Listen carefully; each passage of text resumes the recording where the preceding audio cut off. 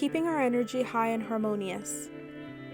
The quantity and quality of our energy flow deeply affects our emotions, thoughts, and reactions. The quality of our relationships, productivity, creativity, and health all depend upon creating a high level of harmoniously flowing energy. Our inner harmony is deeply affected by our relationships with those around us. The opposite is even truer. Our relationships with others will simply mirror our relationships with ourselves. Our reactions. We react to situations and events in various external and internal ways. We may withdraw from the experience or become aggressive, pushing others away.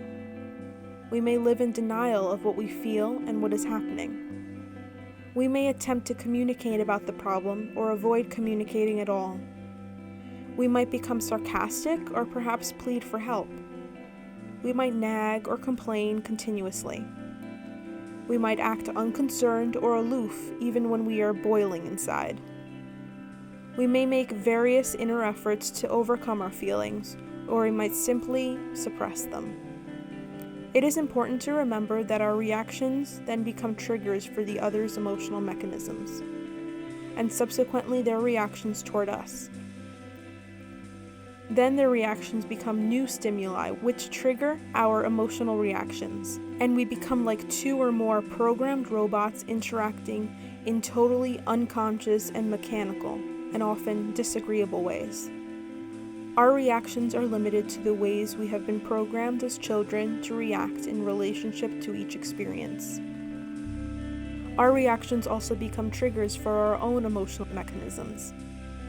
As we observe ourselves reacting, we often judge ourselves and feel disappointment, shame, or self-rejection, or even fear that we might lose control or totally be rejected by others. In such a case, our reactions become triggers for a secondary emotional mechanism. For example, if we observe that we are reacting aggressively, or the opposite, that we are not reacting at all, we might reject ourselves, thus adding new emotions to the original ones, which created our original reactions. Such secondary mechanisms are quite frequent at each stage of this process. We have emotions about the emotions we have. We have beliefs and emotions about the beliefs which we observe. We have beliefs and emotions concerning our reactions. Discharging our energy onto others causes us to lose energy. Our emotions are often expressed as uncontrolled words or actions.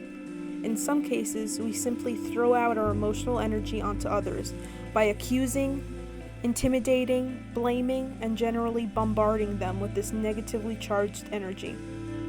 The negative energy, which we discharge to others, causes them to develop negative feelings toward us, and this burdens us and can even destroy our relationships.